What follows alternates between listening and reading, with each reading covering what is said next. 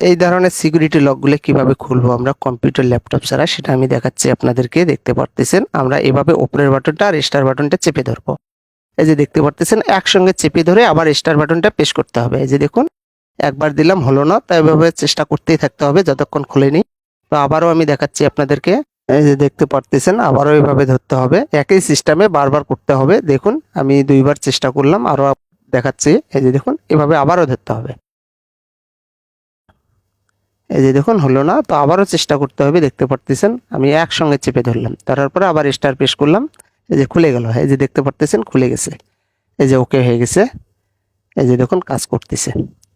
আমি একদম সেটিংয়ের ভেতরে ঢুকছি। তো আমি আবারও লকটা করে দেখাবো আপনাদেরকে। এই যে দেখতে পারতেছেন আবারও লকটা করব, করার পরে আবারও খুলে দেখাবো।